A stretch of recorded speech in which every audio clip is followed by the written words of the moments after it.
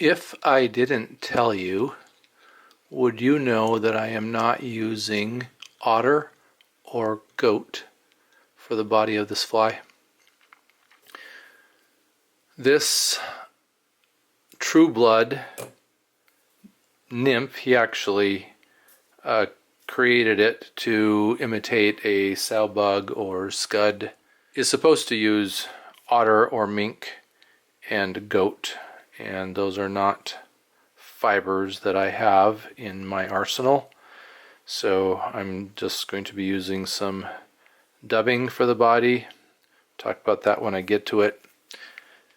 Tie can be put on a 10 to 16 nymph hook. The instructions for this fly are in Randall Kaufmann's Fly Tyers Nymph Manual.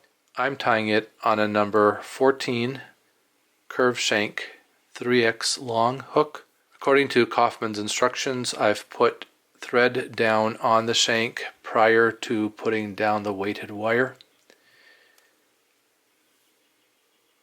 The amount of weight on this fly is really determined by how deep you want to fish it.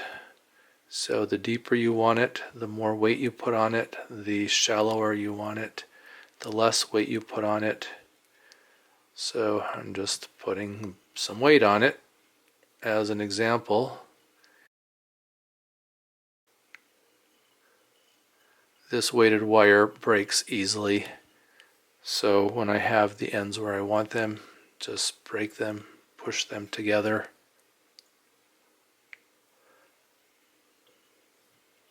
And then I'll wrap the thread back up here to the front, and then back over the weighted wire back to the back.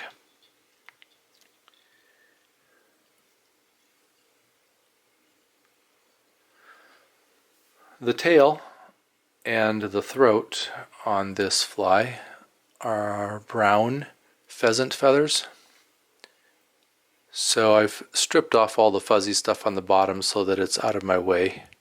And then I'm going to just grab one side of the feathers and pull them straight out from the stem. The size of the tail is determined by the number of fibers I have, and if one side is not enough, then use fibers from the other side. But pull those straight out from the stem so that the tips are even. Grab the tip of the feather and pull those off. You can transfer them to your, if you're right-handed, to your right hand, so you can measure the length.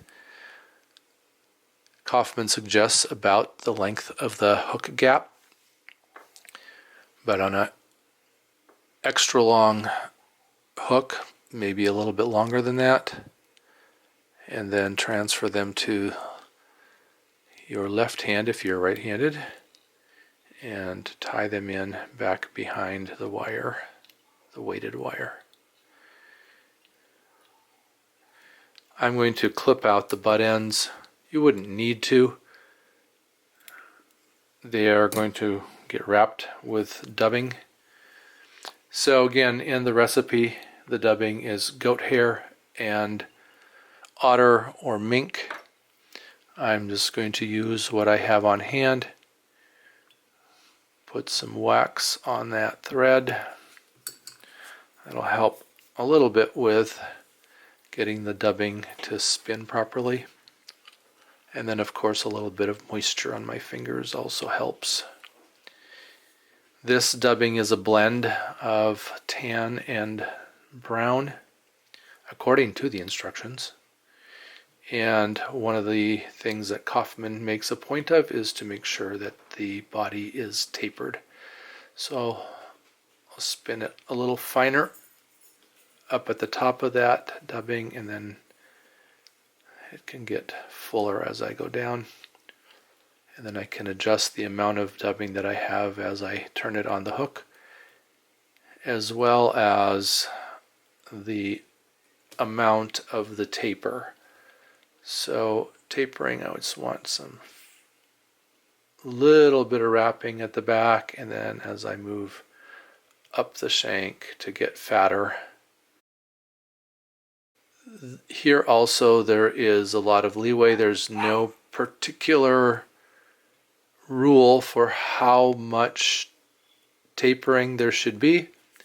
It's just really up to you as a tyer to determine how fat you want it to be on the front of the hook.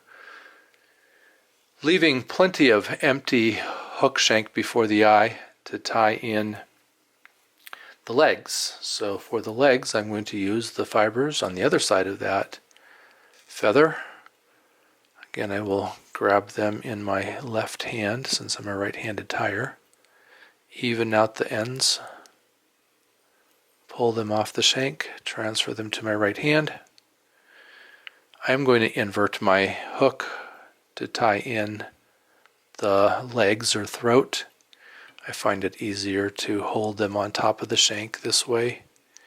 And then those are supposed to be about the length of from the front of the hook back to the point.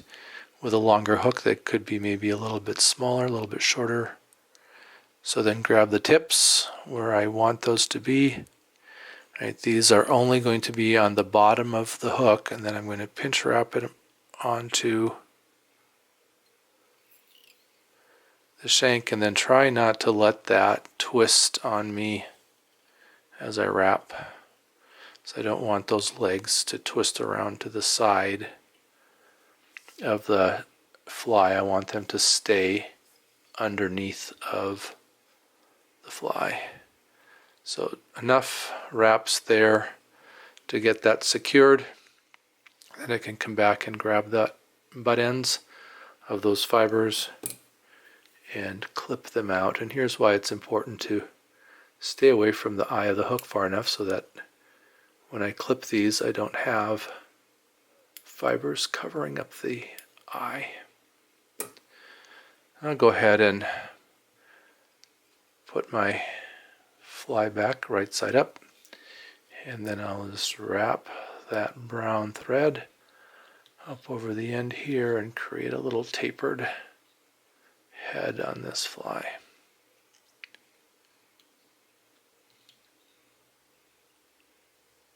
So when looking at the fly from the bottom, you want those legs or throat to fan out. That makes the nymph, or in this case, sow bug, or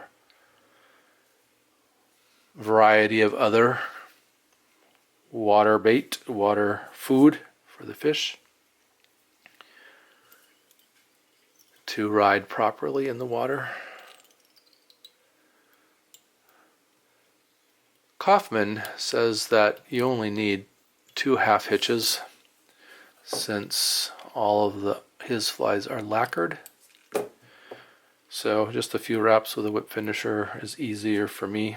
I can do a half hitch. I find it easier to grab the whip finisher. For the head cement, I have diluted goop. Stick a needle in my jar, grabs just a couple drops, put that on the head. So since I didn't use otter, I can't call this a Trueblood Otter, but I can call it a Trueblood Shrimp.